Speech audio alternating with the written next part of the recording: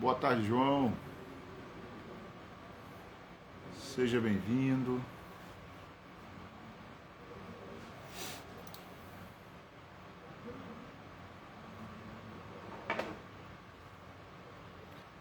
Tá me ouvindo bem aí, João? Tudo tranquilo? Tem algum barulho assim que tá atrapalhando ou não? Você consegue ouvir bem?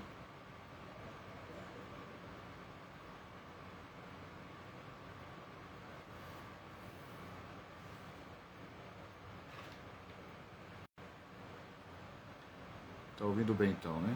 Alex entrou, deixa eu colocar lá pra dentro. Massa, valeu, obrigadão. Boa noite, Allen.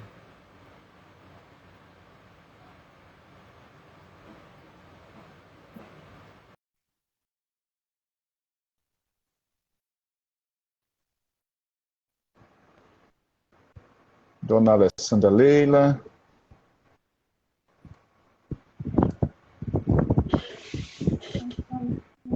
Só não tô te vendo nada, meu amor.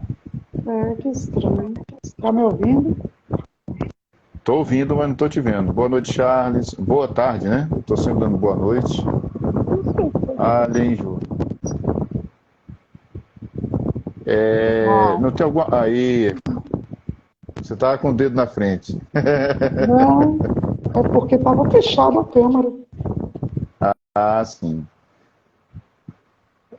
Ó, Sandrinha. Boa noite, Sandra. Cailan Barbosa, lá de Itabuna. Sandra é quase comadre nossa. Deixa eu pôr só entrar. Mais um pouco, faremos o Ângelus. Hoje nós vamos falar dessa moça linda que vocês estão vendo aí na tela e desse livro maravilhoso aqui, Elefantes Submersos, né? É o livro mais recente dela, Alex Leila. The Books on the Boa tarde, Table. Sandra. The Books on the Table.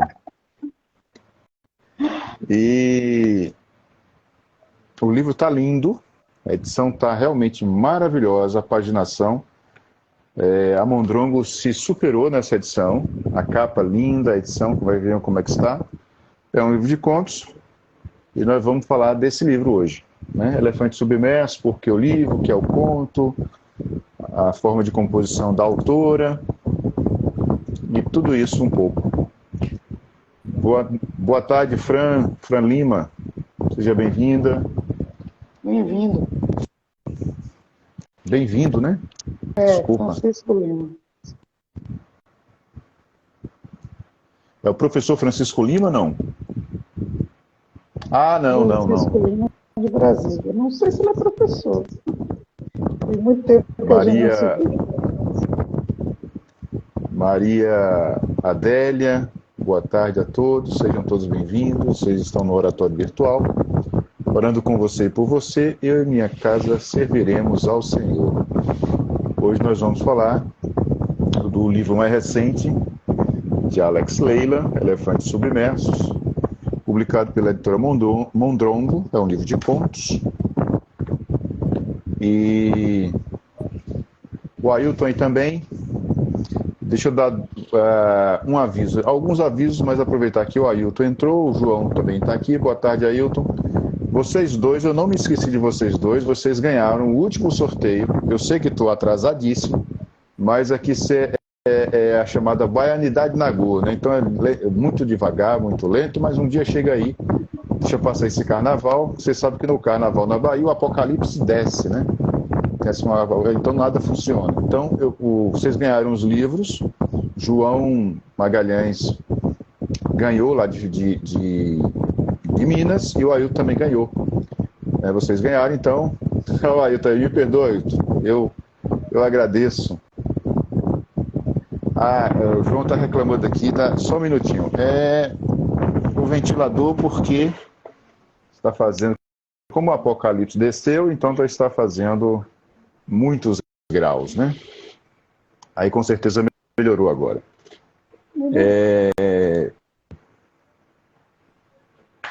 Vamos fazer então. Já faltam 4 minutos para o Ângelus.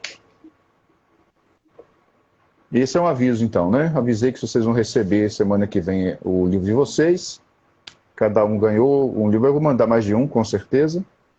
Então, está pensando em fazer um sorteio também deste livro aqui. Vocês dois não podem participar. É brincadeira, João. Vocês podem sim. E então é isso. Vamos fazer o Ângelo então, amor?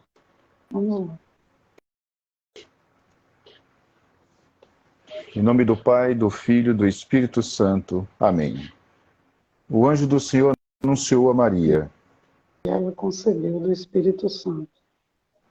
Ave Maria, cheia de graça, o Senhor é convosco. Bendita sois vós entre as mulheres, bendito é o fruto do vosso ventre, Jesus. Santa Maria, Mãe de Deus, rogai por nós, pecadores, agora e na hora de nossa morte. Amém.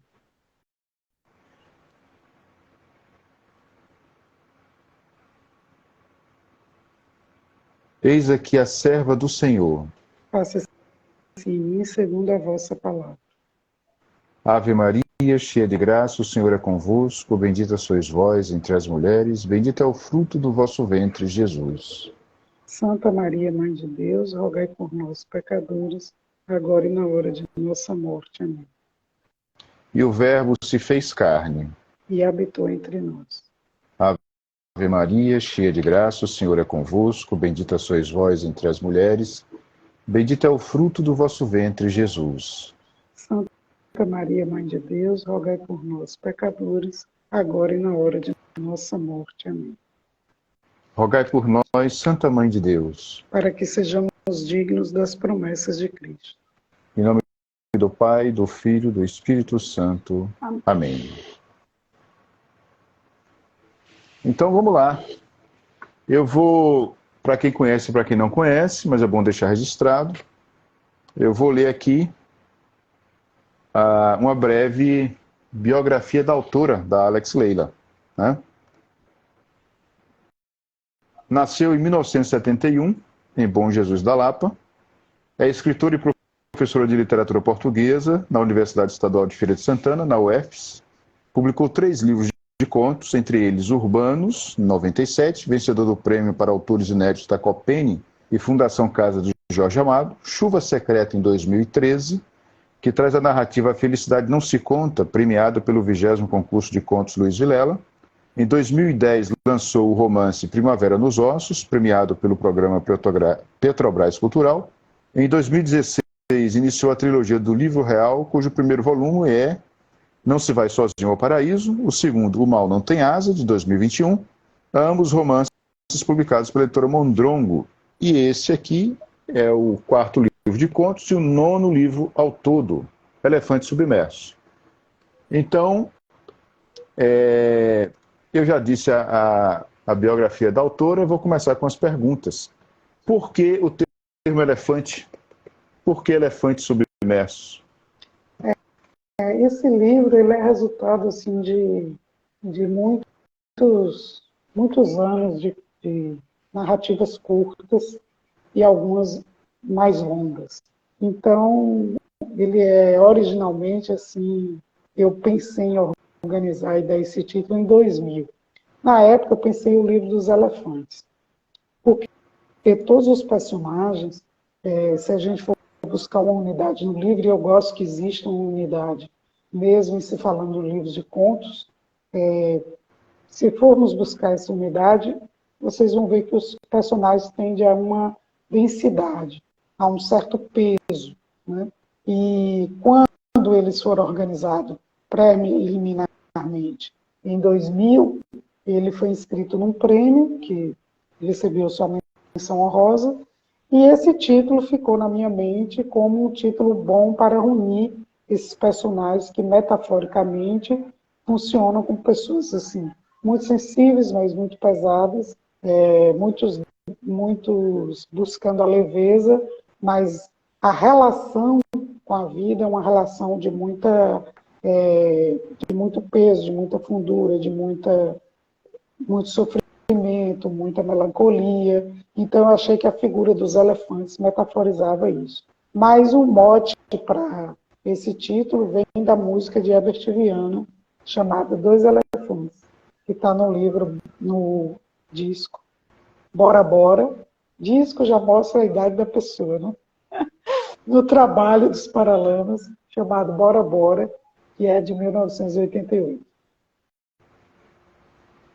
Eu achei muito bacana, você acaba criando com o termo elefante um certo conceito, né? E você coloca aqui, tá? Ela faz uma introdução, gente, uma pequena introdução ao livro, que funciona como um mini prefácio, digamos assim, que antes, né, chamava-se a guisa de prefácio, que ninguém mais usa isso. Por favor, se vocês publicarem livros, não façam isso. Eu vou pedir para você ler, meu amor. Pode ser? Você está com o livro aí? Tô. É o segundo parágrafo. Mas se você quiser ler todo, porque é muito curtinho, pode ler tudo, porque é uma informação bem, bem interessante sobre o livro. Sim. Estes contos foram escritos entre 1994 e 2021. Alguns foram publicados em revistas e cadernos literários, num tempo em que a literatura tinha espaço na mídia expressa e essa última ainda respirava. Outros saíram em antologias, blogs e sites. Uma pequena parte seguia inédita, porque foi engavetada pela própria autora. Em 2000, cerca de 12 desses textos formaram uma versão preliminar, denominada O Livro dos Elefantes. Inscrita no Prêmio Redescoberta da Literatura Brasileira, da revista Cult, essa primeira versão recebeu menção honrosa. A maioria das histórias, no entanto, sofreu intervenções, cortes, atualizações ou acréscimos, mas sem perder seus núcleos principais. Hoje, o que liga esses contos é a atmosfera na qual seus personagens estão mergulhados. Eles esboçam a confiança, a consciência da gravidade de estarmos no mundo, condição mínima e necessária a qualquer escrita. Denominei essa estrutura, ou natureza, de elefante, um tanto motivada pelo fascínio que tais animais me trazem, um tanto inspirada na sensação dolorosa que senti no final da adolescência, quando ouvi a música Dois Elefantes, de 1988, de Herbert Viana, numa madrugada insone em Bom Jesus da Lapa. A letra da canção metaforiza esse sentir, ora rindo, sentir-se, ora rindo, ora sem saber porquê, ora sem fôlego, de rosto roxo, no fundo do mar. Sentimento de borda ou fronteira que atravessa e conecta todos os personagens deste livro. Alguns desses relatos agradaram o poeta Ivan Junqueira, que teceu comentários sobre eles em cartas, e ao escritor Guido Guerra, que manifestou desejo de organizá-los numa coletânea. Infelizmente, não houve tempo para a publicação pensada por Guido, mas ter tido a leitura generosa e atenta desses autores é até hoje motivo de alegria para mim, à época uma jovem tímida e verdíssima. Último lembrete do livro: os contos não estão em ordem cronológica, antes foram arrumados para dar uma ideia geral das principais tendências e do ir e vir de narrativas, as quais andei me enfronhando nesses anos.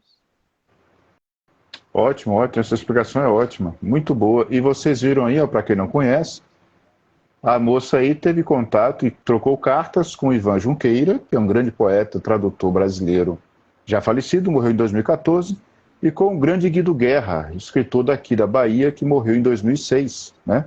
Todos eles aí, se vocês forem procurar nas histórias das literaturas, eles aparecem.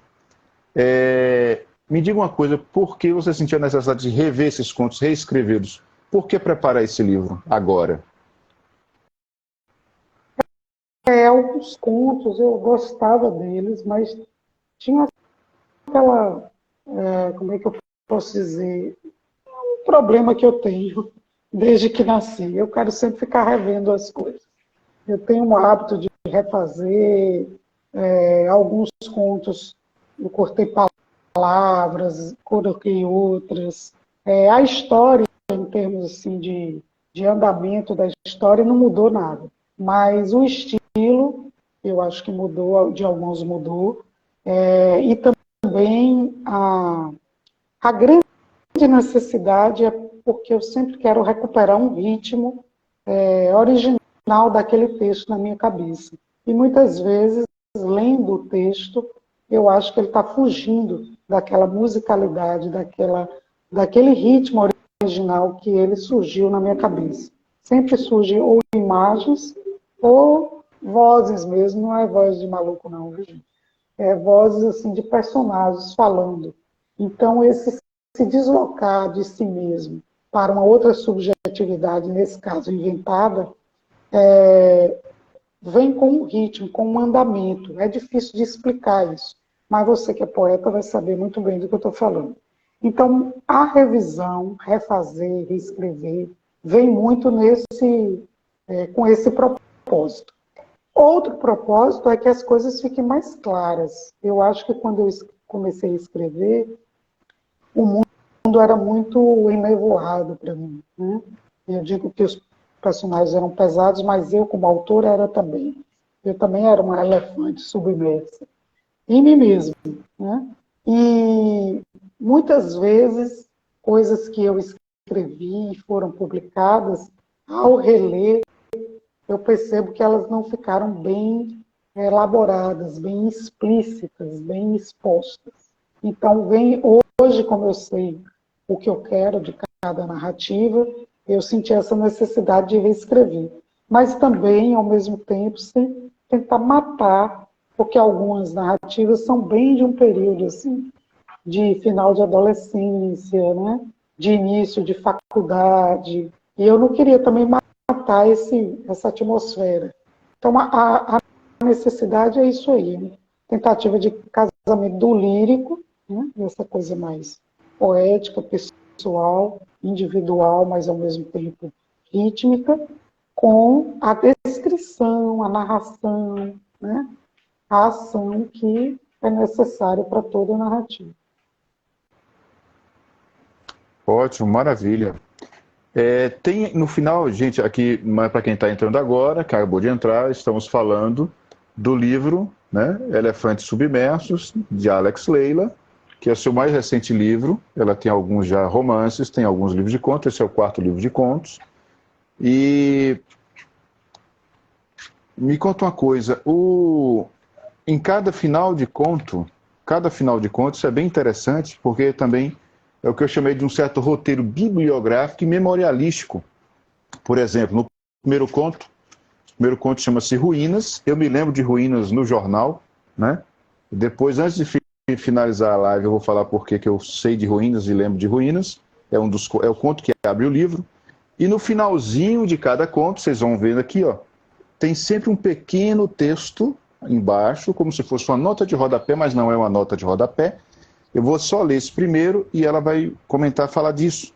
Aí ela diz: publicado pela primeira vez em 1995, no Caderno Cultural do Jornal à Tarde, em Salvador, aqui na Bahia, cujo editor era o poeta Florisvaldo Matos. Em 2007 foi reescrito, traduzido para o espanhol e publicado na antologia 15 Cuentos Brasileiros, organizado por Nelson de Oliveira para a editora Comunicarte em Córdoba, Argentina. Por que você sentiu essa necessidade? Fale um pouco disso que eu chamei de bibliografia memorialística, um certo roteiro, né, para cada conto. Vamos dizer assim, uma anotação da memória desses contos, né? Como eles foram escritos, como eles foram pensados e por que eles estão nesse livro. Eu quis que eles funcionassem, todos eles, como assim, uma espécie de célula, célula não é uma boa palavra, cada qual mostrando um tipo de narrativa, especificamente uma busca de narrativa pela qual eu engendrei, né, pela qual eu andei me enfronhando nesses anos todos. Então tem essa narrativa que nasce da observação das pessoas. Esse conto se chama Ruínas, que você está falando, foi o meu primeiro conto, e ele já foi traduzido para a Argentina, para o espanhol, saiu publicado na Argentina, já saiu em outras antologias no Brasil, mas eu achei desnecessário colocar todas. Ele já saiu em mais umas 3 antologias. Uma delas, inclusive, de Gerana Damulax, pela editora Editos Guilherme. Esses contos, eles têm eles já têm uma história. Muitos deles são inéditos. Mas são inéditos por quê? Eu senti vontade de explicar isso ao leitor. Tem muitos que são inéditos porque na época eu estava insatisfeita com eles. E não tinha condição de atualizá-lo, revisá-lo, escrevê-lo, formatá-lo para que ele ficasse, talvez fosse isso, né? Precisava de tempo, de maturidade. Então, cada informaçãozinha dessa aí, mesmo os mais novos, 2021, no período da pandemia, eu senti necessidade de informar ao leitor sua gênese, né, sua origem, seu percurso, né, e a razão pela qual ele está aí, nesse livro. Né? Então, cada um vai funcionar assim como um tipo de, vamos dizer, de percepção que eu estava tentando afinar. Essa da observação, por exemplo, sobre ruína, eu comecei a falar e não concluí. Eu morava em Maceió e eu costumava ir andar na praia de Ponta Verde de manhã cedo. Estava passando por uns problemas ruins, né, de angústia, solidão, e eu ficava observando as pessoas. E esse mendigo, que hoje o pessoal chama morador de rua, eu percebia que ele tinha um hábito de ficar ali somente quando os meninos estavam jogando bola, os rapazes sem camisa jogando bola. Quando acabava, ele ia embora. E ele tinha esse olhar muito atento para os homens. Teve uma hora que eu olhei para ele, não sei se vi ou se imaginei que ele estava tendo uma ereção. E, obviamente, que eu saí de perto. Mas não saiu da minha cabeça essa ideia. Como seria a vida daquela pessoa? Como seria a vida de um morador de rua, homossexual, não tem onde ficar? Eu via em outros lugares da cidade, assim, em ponto de ônibus, no centro, né? Mas eu via mais na praia. Então, esse é o tipo de narrativa que nasce muito dessa observação do mundo. Momentos em que outro ser humano, outra pessoa, me tira de mim mesmo e faz com que aqueles problemas todos que eu tinha naquele momento, desapareceram. E eu só ficava pensando como era o dia a dia desse. Como ele acordava, onde ele tomaria café, onde ele tomaria banho. E fiquei tentando esse ato imaginativo, que eu considero um dos mais importantes do mundo humano, que é se colocar no lugar do outro. E com isso, o conto nasceu. Então, cada conto aqui, tem um outro conto chamado Alma Minha, que te partiste, ele já nasce de um processo mais atual, em que eu tenho tido essa necessidade de intercalar duas narrativas, dois narradores, ou pelo menos duas perspectivas de história para o leitor.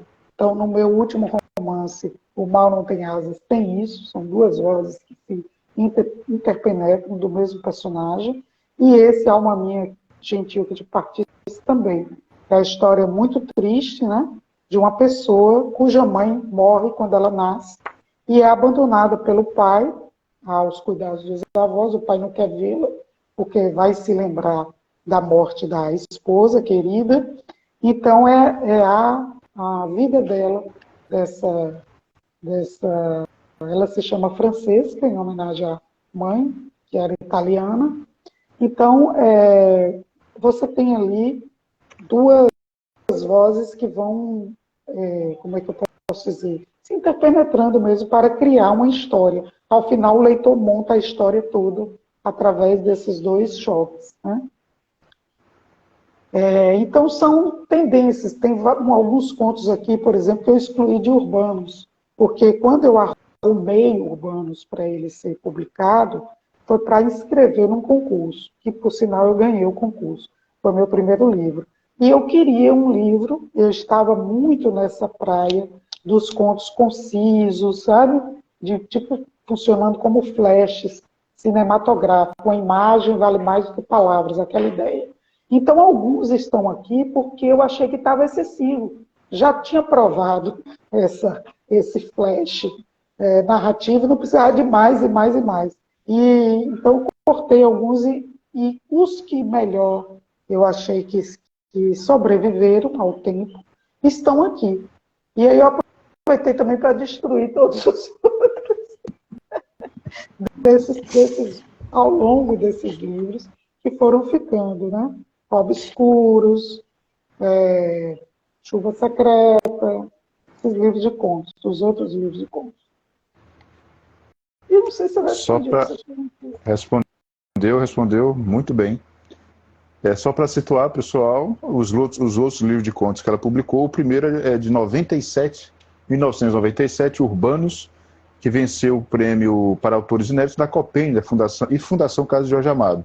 Chuva Secreta foi em 2013, né? Tem um intervalo longo aí, entre um livro de contos e outro. Não, mas tem Obscuros em 99. Cadê o Obscuros? Você não colocou? Eu sei, não colocou. Mas você não colocou. O Mondrongo deu uma enxugada na biografia, porque estava muito grande. Mas tem Obscuros, de 99, que são 4 contos, são bem mais densos, são contos assim que funcionam. Você tem começo, meio e fim da vida daquele personagem. Geralmente são personagens atormentados por perdas, e o que dá a Obscuros uma sensação assim de mundo sem saídas, né?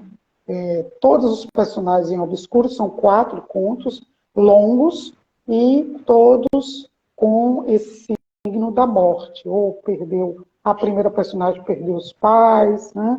E por aí vai. O segundo personagem perde o amor da vida dele, o terceiro é um amigo que enlouquece e se mata, e o último é bem autobiográfico. Eu falo de uma paixonite, uma paixão que eu tive em Bom Jesus da Lapa, era um poeta também, não vá sentir ciúmes, João Filho, se chamava Barquinho, e esse último conto do livro Obscuros Ananca é dedicado a ele. Então, desse livro, existem algumas reminiscências, que são esses contos que parecem novelas, né? Se acompanha, assim, através de algum flashback, ou de algum momento em que o personagem volta à infância, e aí o leitor vai saber qual é a origem dessa ferida, dessa dor dele. Aqui, por exemplo, tem contos assim, como Santa Felicidade, né? É um conto bem longo. Foi Santa Felicidade. Foi Santa Felicidade que ganhou o prêmio? Não. Não, né? O prêmio que você fala, Luiz Vilela, não está aí, esse conto. Chama-se Felicidade Não Se Conta. É a história de um poeta e de um pintor que vivem juntos, né? São namorados, amantes, parceiros. E a história é sobre a vida deles. Um está ficando cego, está perdendo a visão. E o nome se chama assim, Felicidade Não Se Conta. Ele que ganhou o prêmio Luiz Vilela, ele também é um conto muito antigo, e que eu reescrevia e não ficava satisfeita. E um dia eu desisti, iluminei todo o computador e ia apaguei. Fui tomar um café, voltei à tecla voltar. E disse, é a última chance que esse conto vai ter, eu vou reescrever. Quando eu reescrevi, eu gostei. E aí, por uma daquelas confluências, né, de Deus,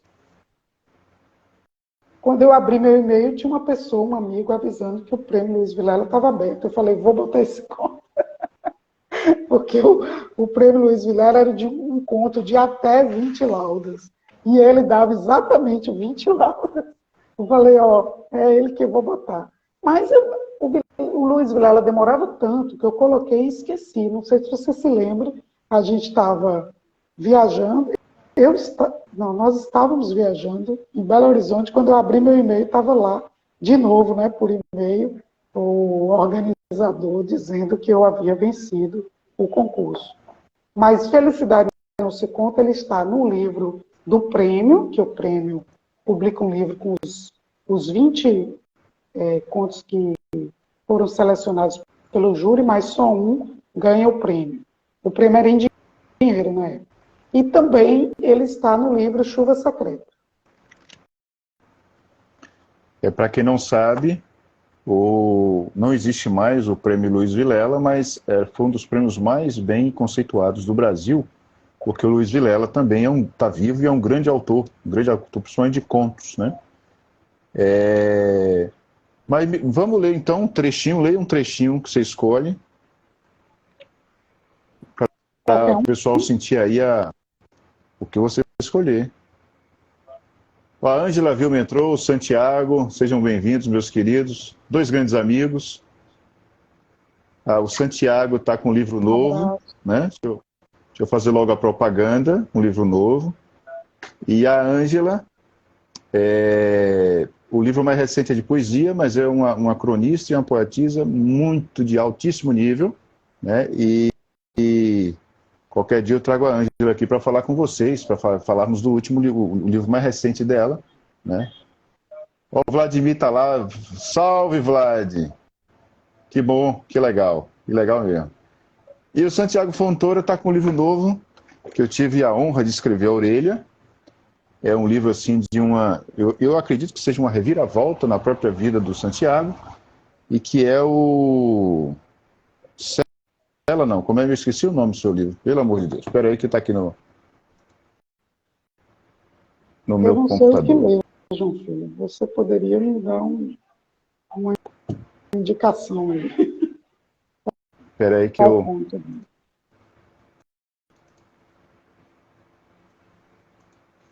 Um conto? Sim. Eu vou... eu vou pedir para você ler, porque é curtinho. Não vou pedir para você ler, senão a gente não termina de outras perguntas. Mas o conto Bom Jesus da Lapa, página 202. Bom Jesus da Lapa. Eu vou primeiro dizer que ele é de 95. Clausura. Desculpa, meu amor. O nome do livro do Santiago, procurem, saiu pela Mondronga, é Clausura. Tem tudo a ver com a época, mas não só nossa época, com outra época, no sentido também de vida espiritual, vida metafísica do autor. Então, pode jogar duro, meu amor. Fique à vontade. Escrito em 95, integraria o livro Urbanos, mas foi descartado pela autora, que à época achou sem graça. Então o conto se chama Bom Jesus da Lapa. Ouvi o seu nome lá fora, invocado, gritado, suplicado. Alguém rogava a Deus, a Jesus Cristo, a Virgem Maria. Sentiu algo borbulhar por dentro, uma dor estranha, que antes mesmo de doer, alegrava. O que seria aquilo? Todos o procuravam, pediam ajuda aos santos, aos anjos. Isso era bom, não? Até pensou em quebrar a promessa, reaparecer. Mas não. Estava muito chateado. Precisava ser forte. Esquecer os apelos, dar uma lição naquela gente. Não se mexeu. Não era ruim ficar ali. Nem frio, nem quente, nem escuro, nem claro demais. Pouco confortável, é verdade. Mas se era um esconderijo, tinha problema nenhum. Superaria qualquer mal-estar pelo objetivo maior. Se esticou todo, curtindo a preguiça de nada fazer. Cochilou, mas logo sentiu fome e sede. O que haveria para se comer? Será que manhã foi à feira? Trouxe queijo coalho do mercado? Cavaco de coco com canela da padaria Flamengo? Doce de leite com ameixa do laticínio Fortaleza? No automático deu um pulo em direção à porta, mas logo lembrou. Estava de mal com todos. Absolutamente todos. Decidiu permanecer. Tomou um gole de água da garrafinha que levara. Tentou esquecer o estômago roncando. Fechou os olhos. Se obrigou a ficar com muita raiva. Sim, de todos. Respirou 3 vezes, enchendo o pulmão com aquela raiva que de tão vermelha foi ficando lilás. De tão lilás chegou a violeta. E seguia crescendo, quase a tomar conta do mundo. Planejou. Ficarei 1 ano aqui. Todos sentirão a minha falta. E quando eu voltar, irão me tratar a pão de ouro. 1 ano não seria muito?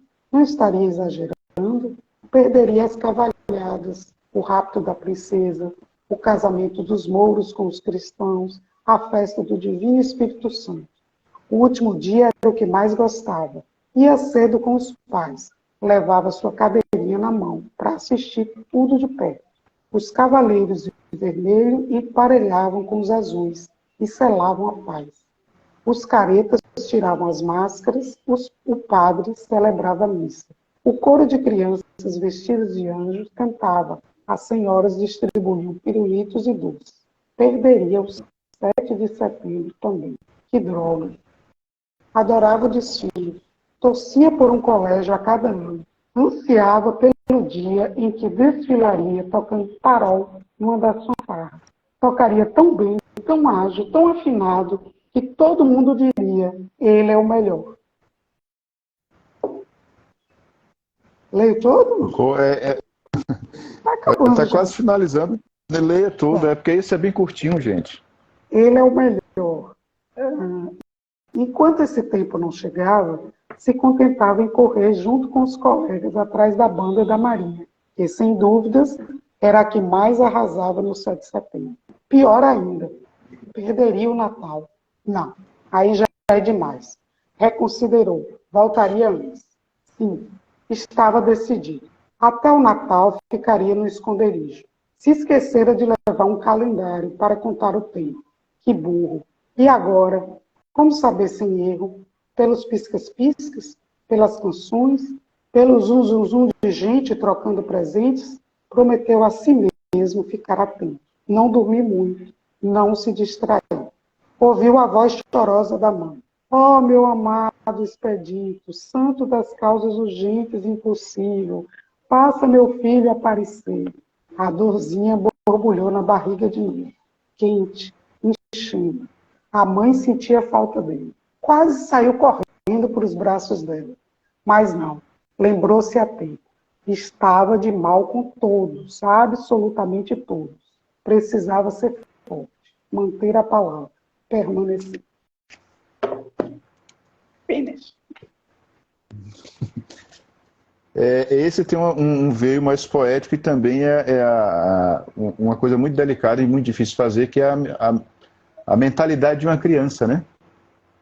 E aí vocês ouviram aí, gente? Uma criança aí, pelos seus 10, 11 anos, quase adolescente, né, vamos dizer assim, que acha que é possível ficar um ano num esconderijo.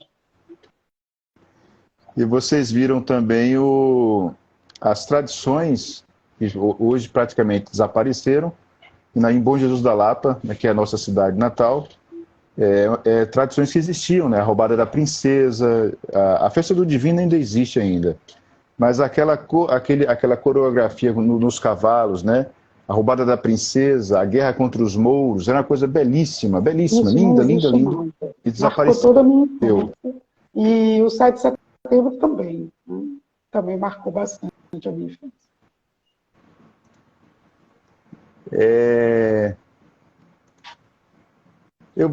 Você falou um pouco, mas seria bom falar que eu quero entrar num outro tema, que é você escolher um conto e falar do processo criativo desse conto e do seu processo criativo enquanto contista. Qual para você, o que é que compõe, qual conto você percebe? O que é um conto e o que será romance? Como é que você faz essa distinção? De modo geral, acontece de um conto já vem com o começo e o final na minha cabeça. Eu sei que é um conto por isso. Eu nunca sei o processo do meio. Esse processo, essa travessia, muitas vezes muda o início e muitas vezes muda o final. Mas muda sim no sentido de palavras, de construção, mas a ideia básica geralmente vem ali, o início e o final. E eu sei que é um conto por conta disso. Um romance sempre vem uma coisa meio nevoada, porém, eu ouço aquela voz forte que eu já sei que é um personagem. Já vem, se for homem é homem, se for mulher é mulher, já vem com todos assim, os elementos que compõem o personagem. E eu vou tentando conviver com ele. Né? Primeiro eu preciso conviver. Como é que fulano beberia água? O que é que fulano comeria? Enquanto eu não tenho essa criatura presente, né, eu não consigo escrever o romance. Já um conto não, posso anotar frases, posso anotar passagens, ideias que eu acho interessante e que depois se desenvolveriam num conto, se desenvolve num conto. Então, de modo geral, a diferença é essa. O conto já vem para mim como uma narrativa curta, né? Assim, com começo e fim, faltando o meio. Isso não tem nada a ver com a forma da narrativa, a formatação da narrativa, o fato dela ser linear, não é isso que eu estou falando. Estou falando que o que vai se passar no conto, o pontapé inicial dele geralmente vem na minha cabeça, e o desenlace também. Mas muitas vezes esse início não tem nada a ver com o final. Certo? Por exemplo, eu tenho inícios de conto que não consegui o meio, então o final fica lá, entre parênteses, mas eu não sei. Eu tenho vários arquivos de computador, assim, contos por terminar, ou então contos imprecisos. Tem esse arquivo também. Contos imprecisos, né? Contos de 1900 e tanto, que ainda não foram concluídos. Às vezes tem por ano, às vezes tem por pedaço assim, do último verão. Contos do último verão, mas não estão terminados. Quando eles estão terminados, eles vão naturalmente compondo um livro na minha cabeça. Né? Vão compondo esse fio, esse novelo. Eu acho que basicamente essa é a diferença. Você falou uma outra coisa, escolher um conto e explicar. Se eu escolhesse um conto e tentar... como é que a origem do conto, a gênese do conto, mas antes, de novo, Elefante Submerso, Alex Leila, está na Mondrongo, com 13% de desconto. Deixa eu já entrei aqui, eu olhei, deixa eu ver quanto é que está.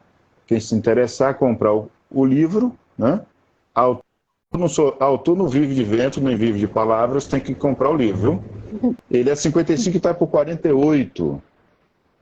O João está perguntando, pode perguntar quais são as influências dela? Você já perguntou, né, velho? Vou fazer o quê? Diga aí, meu, responde. Eu acho que minhas maiores influências, uma delas está aqui atrás, André Gide, que é um escritor francês. O meu digníssimo marido, poeta João Filho, diz que a verdadeira influência da gente é com autores da nossa própria língua, né? Mas eu tenho uma grande influência de André Gide, porque quando eu comecei a ler, eu não conseguia largar. E ele é o tipo de escritor que dificilmente vai criar histórias. O processo dele de escrita é um processo de pensar a própria feitura de um romance. Eu considero escritor dos escritores. Por essa razão, eu leio assim até hoje para mim, reler, revisitar André Gide é um acontecimento. Né? Outro autor que foi muito importante na minha formação foi Thomas Mann. Esse é o escritor das grandes histórias. Aí é o oposto de André Gide, de grandes personagens, que consegue colocar 5, 6, de modo a você até ficar qual é o personagem principal mesmo, esse é aquele, porque ele delineia mesmo o personagem, não só o entorno do personagem. Tem livros de Thomas Mann que você se desloca, né? Eu, quando li os Buddenbrooks, por exemplo, eu já estava 8 quilos a mais só com os cafés da manhã que eles tomam naquela casa. Mas não é só sobre comida, obviamente, o livro, né? Você tem todo o desenvolvimento, por isso que os livros deles são tão grandes, né? São geralmente narrativas densas, com aquele tom enciclopédico, que eu, obviamente, nunca consegui fazer, mas que tenho essa vontade de escrever.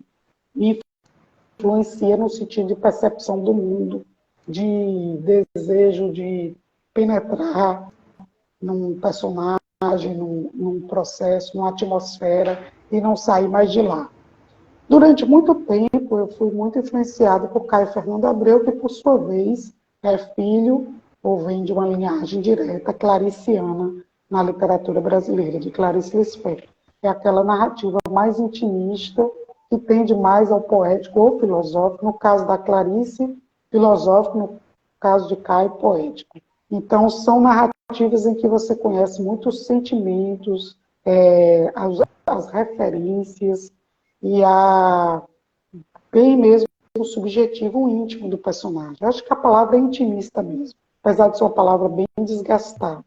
Então, eu tenho muitos textos nessa linha aí.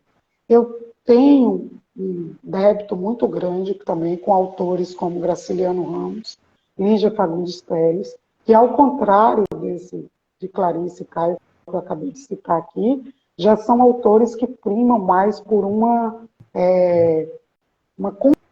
concisão do texto e da história, né? De priorizar a história e não a linguagem, apesar de serem também dois grandes estilistas da língua. O que mais eu poderia destacar aqui? Eu gosto muito de ler poesia, sempre gostei muito de ler poesia. Então, Drummond, Cecília Meirelles, Camões, Fernando Pessoa, são, assim, poetas da minha predileção e que eu sempre li muito. E que muitas vezes me socorre quando eu estou assim, com algum bloqueio para continuar uma história. Vou lá ler e uma imagem, uma palavra, algo assim que não vai aparecer de forma explícita, não necessariamente vai aparecer de forma explícita no texto, mas me ajudou naquele momento a desbloquear. Está muito na moda isso, né? Destravar a escrita.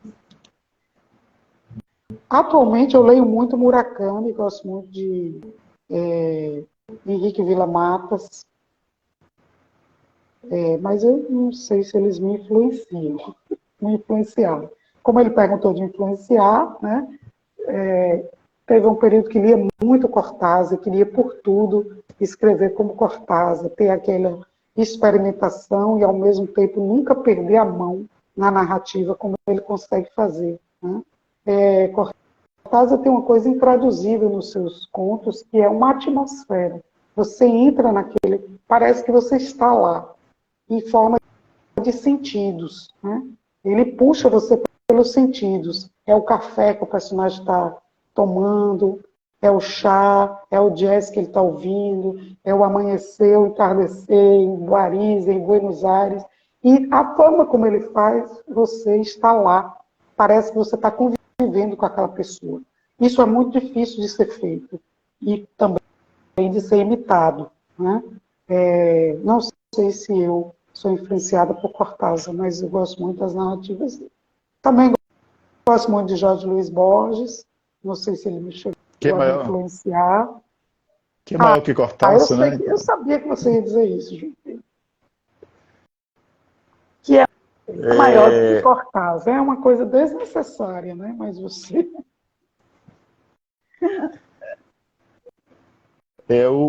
Mais uma vez, se eu dar só apenas uns pequenos avisos aqui, nós estamos no Oratório Virtual, né? O Pix do Oratório é 71988031234. O Pix 71988031234. E teremos também o Christian Day, em novembro ainda, 19 de novembro, um sábado.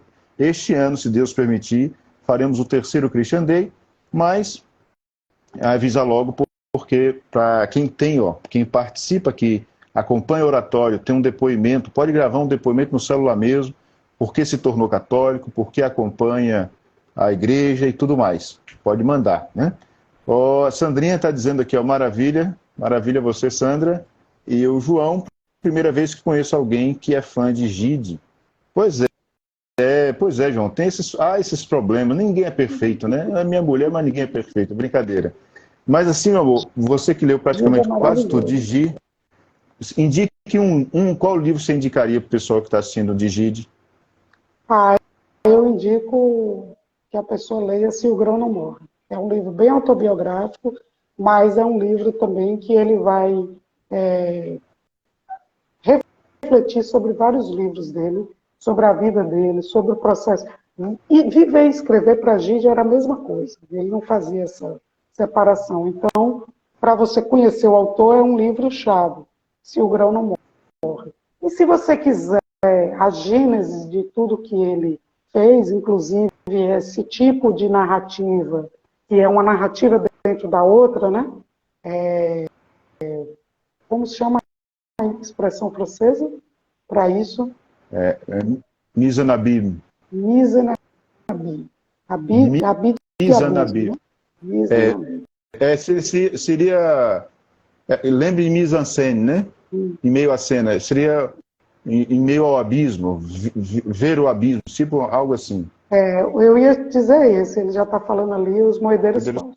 Os moedeiros falsos, para quem quer conhecer o romancista, Gide. Porque o romance dele é isso. É alguém escrevendo um romance. E todos os problemas, percursos, a problemática de se escrever uma narrativa no século XX. Então, os moedeiros falsos seria, assim, o cartão postal dele, né? E os diários eu não tenho todos para falar, infelizmente. Quase não tem tradução, né? E eu não leio em francês. Só para vocês terem uma ideia, eu vou fazer mais uma pergunta, mas antes da pergunta e antes da ideia, vamos sortear o livro. A gente está indo embora o tempo e a gente não sorteou o livro. Então a pergunta é, qual o nome do conto que a Alex leu aqui agora? Né? Quem pôr o nome, o primeiro a colocar o nome do conto, a gente manda o livro. E dessa vez eu mando para todo mundo mesmo, que eu tenho 2 pessoas para entregar o livro, eu peço desculpas mais uma vez, o Ailton e o João aqui, que citou os moedeiros falsos. E a outra questão é, o Mizanabim é a peça dentro da peça. Né? Por exemplo, em Shakespeare, no Hamlet, né, você tem isso. Né?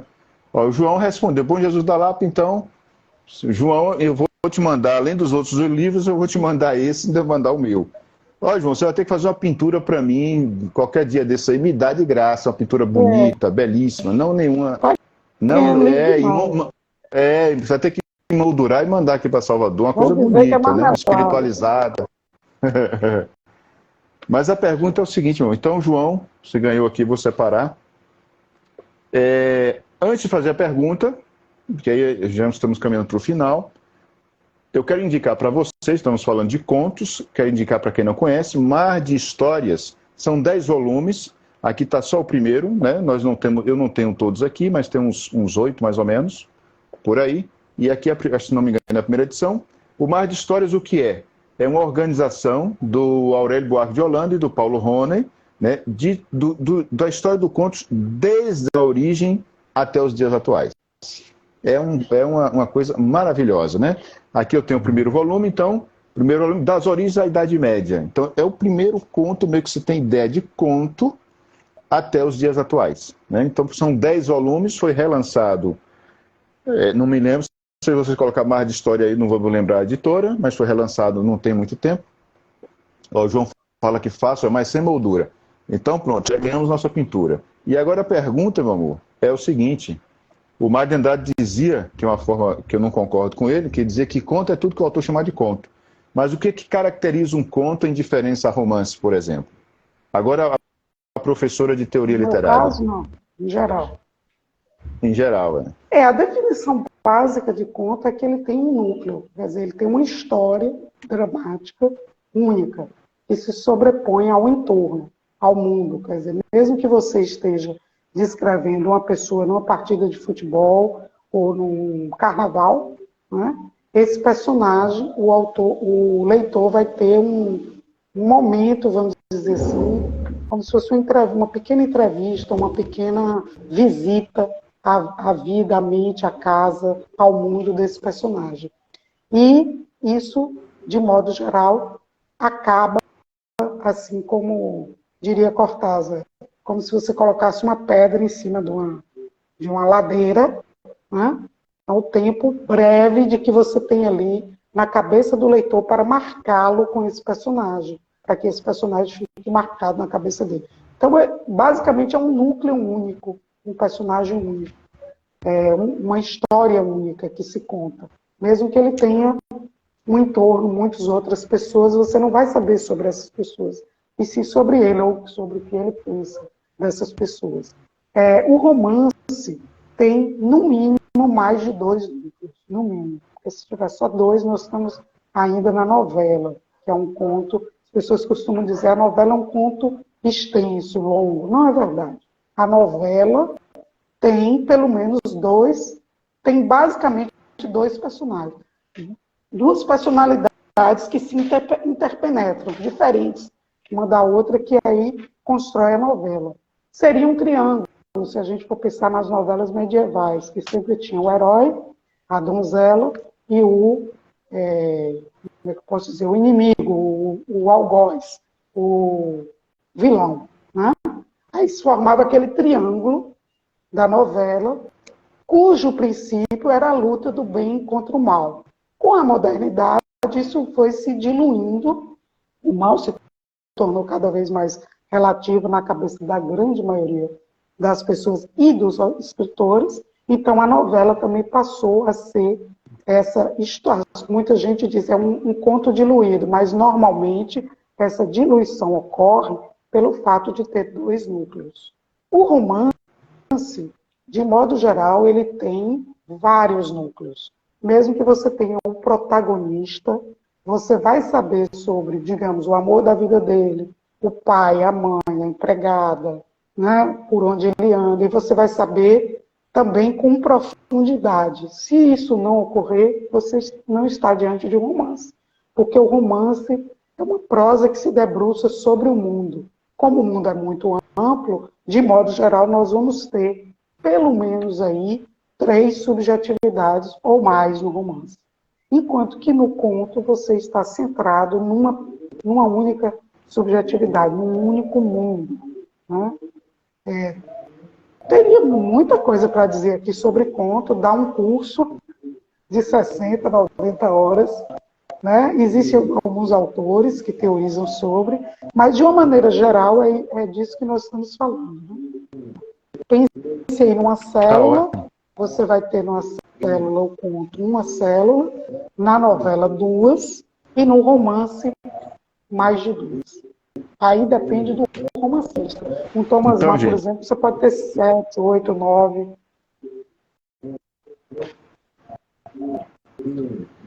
Então estamos caminhando para o final.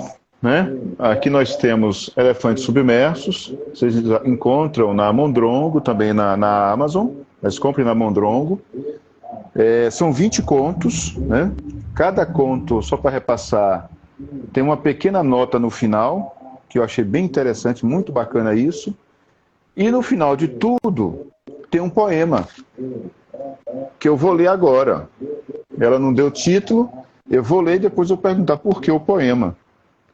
Diz o seguinte o poema: Você pôs um elefante na sala e saiu para pescar. Eu não disse nada. Talvez os dias passados, as palavras entaladas, as estrelas adormecidas possam explicar o seu gesto.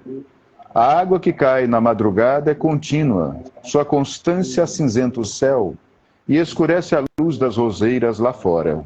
Acordo, faço café, acendo um cigarro, me sento em frente ao elefante. Que direi a ele? O que ele responderá? Lembro, amanhã é meu aniversário. Faço gracejos, recito Camões. O elefante não diz nada. Seu olhar, feito bailarino, passeia pelos objetos da casa. Aceitou apenas água gelada e cigarro. Nada de uísque, vinho ou café. No mais, é sério, compenetrado. Ai, palavras. Em que grande cilada me deixaram. Meu amor pôs esse elefante na sala e saiu para ver o mar.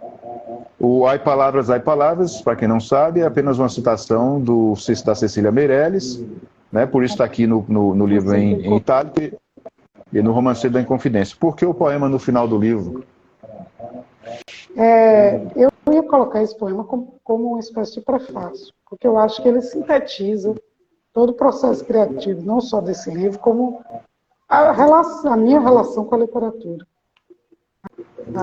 Aquilo que a gente chama de inspiração, para mim é mais ou menos isso aí. Meu amor pôs um elefante na sala. O amor é essa relação muito intensa que a gente não sabe definir com a literatura. O elefante é essa promessa de construção de texto. A gente quer que o nosso texto seja tão poderoso, tão forte, tão inequívoco como a presença de um elefante. um elefante na sala, não tem como uma pessoa não vê-lo, disfarçar, ou, enfim, fazer de conta que ele não está ali. Então, isso me surgiu no meio do livro. E eu pensei em colocá-lo como introdução, assim, uma espécie de prefácio poético. Mas depois eu cheguei à conclusão que não tinha nada a ver e que eu queria explicar mesmo o livro. Embora eu tenha passado a vida inteira tripudiando de quem fica fazendo prefácio, explicando o livro, pedindo amigos para fazer a apresentação, eu no máximo leio uma orelha. Não leio prefácio de ninguém, a não ser que eu esteja dando aula sobre aquele autor. Mas eu comprar um livro e ler prefácio, já vou direto para a história, ou para o poema, etc. Não quero a opinião de ninguém na minha leitura. Mas eu achei que deveria explicar, por ter contos muito diferentes. E, ao mesmo tempo, todos ligados por essa imagem, essa densidade. Então, achei melhor eu ser um pouquinho mais, pode ser até didática, mas são só 3 parágrafos, e eu acho que se situa. Quem não quiser pode fazer como eu faço, não lê e vai direto para os contos. Então, o poema eu tinha que colocar, porque ele tinha tudo a ver comigo. O poema é muito bonito, eu gosto do poema, bonito mesmo. O Samuel está dizendo que ignora o prefácio também. Pois vocês dois estão errados. Eu leio o prefácio, sim, leio a orelha, leio o contracapa. Os dois estão errados. Escreve, né? Escreve. Eu aqui que eu vou depois virar empresária de meu marido e cobrar pelos prefácios, porque assim são 5, 6 por ano. E isso demanda tempo, a pessoa tem que ler um livro e tal. Eu vou começar a cobrar assim, uns R$1.000 por prefácio, básico, de 3 laudas. Se for mais, vai ser mais caro. Ou então a gente pode colocar em dólar, o dólar por lauda. Eu acho que vai ser interessante. Prefácio, orelha. Entre prefácio e orelha de 2018 para cá, eu acho que eu escrevi mais de 30. Dá mais de 6 por ano, né? Dão mais de 6 por ano. Mas é isso, mais uma vez, aqui o livro, O Elefante Submerso, Alex Leila. Vocês encontram na Mondrongo. A edição está, olha que paginação. Isso aqui, gente, chama-se mancha gráfica. É a paginação, a mancha gráfica. Então é uma coisa linda a edição, o livro é muito forte. E aqui vocês podem ver também, acompanhar um pouco do processo inteiro da autora, né? Porque tem texto aqui de várias épocas, né, meu amor? Sim. De 94 a 2021. Pois aí você cobre aí, então, praticamente... Mas a maioria, né?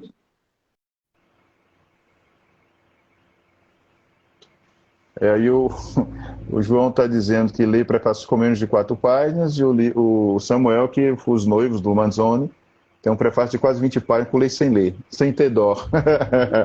Pois estão errados, tem que ler. Né? Então é isso, chegamos ao nosso final.